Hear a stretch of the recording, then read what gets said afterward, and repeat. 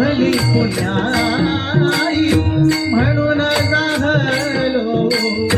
पालखीचे होई शांत माया मूर्ती पहाटे सारखी शांत माया मूर्ती पहाटे सारखी आलो घेऊन भाग्यवान